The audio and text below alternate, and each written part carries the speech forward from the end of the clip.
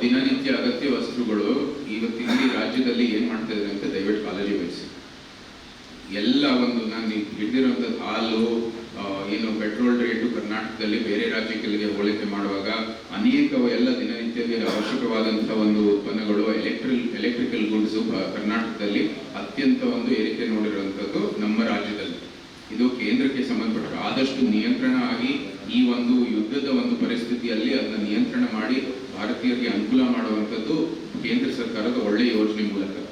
ಇಲ್ಲಿ ಯಾವುದೇ ರೀತಿಯ ಆರ್ಥಿಕ ಯೋಜನೆಗಳನ್ನು ರೂಪಿಸುವಂಥದ್ದು ಯೋಗ್ಯತೆ ಇಲ್ಲದೇ ಇರೋ ಕಾರಣಕ್ಕಾಗಿ ನಮ್ಮ ರಾಜ್ಯದಲ್ಲಿ ಈ ಒಂದು ಬೆಲೆ ಏರಿಕೆಯ ಒಂದು ಸಮಸ್ಯೆ ಇದೆ. ಆದಷ್ಟು ನಿಯಂತ್ರಣ ಮಾಡೋದಕ್ಕೆ ಇವತ್ತು ಆರ್ಥಿಕ ನಿಯಮಗಳನ್ನು ರೂಪಿಸಲಾಗಿದೆ. ಇನ್ಫ್ಲೇಷನ್ ಒಂದು ಆರ್ಥಿಕ ಒಂದು ವ್ಯವಸ್ಥೆ ಒಳ್ಳೆ ಒಂದು ಮಟ್ಟಕ್ಕೆ ಹೋಗ್ತಾ ಇದ್ರೆ ಇನ್ಫ್ಲೇಷನ್ ಅದರ ಜೊತೆಗೆ ಏರಿಕೆ ಆಗುವಂಥದ್ದು ಸಹಜ. ಆದ್ರೆ ಇವತ್ತು ಬೇರೆ ರಾಷ್ಟ್ರಗಳಿಗೆ ನೀವು ಹೋಲಿಕೆ ಮಾಡಿ ಅತ್ಯಂತ ಇನ್ಫ್ಲೇಷನ್ ಅನ್ನು ಬೆಲೆ ಏರಿಕೆಯನ್ನು ನಿಯಂತ್ರಣ ಮಾಡಿರ್ತಕ್ಕಂಥದ್ದು ಬರೀ ಭಾರತದಲ್ಲಿ.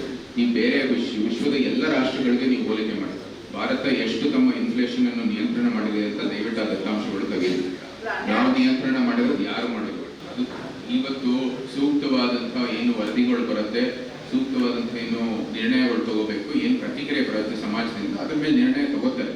ಆದ್ರೆ ಯಾವುದೇ ರೀತಿ ಜನರಿಗೆ ಅನನುಕೂಲ ಆಗೋದ್ರಲ್ಲಿ ಈ ಸರ್ಕಾರವನ್ನು ಯಾವುದೇ ರೀತಿ ಕೆಲಸ ಮಾಡೋದು. ಸ್ಟೇಟ್ ಕೂಡ ಇವತ್ತಲ್ಲಿ ಪಾತ್ರ ಆಗಬೇಕು, ಅವರು ಕೂಡ ಕೈ ಜೋಡಿಸಬೇಕಾಗಿರ್ತಕ್ಕಂಥದ್ದು ಅತ್ಯಂತ ಅವಶ್ಯಕವಾದದ್ದು. ಇವತ್ತು ಅಂತಾರಾಷ್ಟ್ರೀಯ ಮಟ್ಟದಲ್ಲಿ ಯುದ್ಧ ನಡೀತಾ ಇದೆ, ಎಲ್ಲರಿಗೂ ಗೊತ್ತಿದೆ. ತೈಲು ಮತ್ತೆ ಅನಿಲು ಎಲ್ಲ ಏನೇನು ಸಮಸ್ಯೆಗಳಿದೆ ತಮ್ಮೆಲ್ಲರಿಗೂ ತಿಳಿದಿರ್ತಕ್ಕಂಥ ಸಂಗತಿ. ಭಾರತೀಯರು ಏನು ನಿಯಂತ್ರಣ ಮಾಡಬೇಕು, ಎಲ್ಲಿ ತಮ್ಮ ಒಂದು ಏನು ಮಿತಿಮೀರಿ ನಾವು ಏನು ಅನವಶ್ಯಕವಾದಂತಹ ಒಂದು ಏನು ಅನಿಲ್ ಇರ್ಬೋದು ಅಥವಾ ನಮ್ಮ ಈ ಒಂದು ಯೂಸೇಜ್ ಇರ್ಬೋದು ಗ್ಯಾಸ್ ಸಿಲಿಂಡರ್, ಅದು ಯಾವ ರೀತಿ ನಿಯಂತ್ರಣ ಮಾಡಬೇಕು ಆ ಕ್ರಮ ತಗೊಳ್ಳೇಬೇಕಾಗಿದೆ. ಆದ್ರೂ ಸಹ ಯಾವುದೇ ರೀತಿ ಅನನುಕೂಲ ಆಗದೇನೆ ಇವರು ಕ್ರಮವನ್ನು ತಗೋತಾರೆ.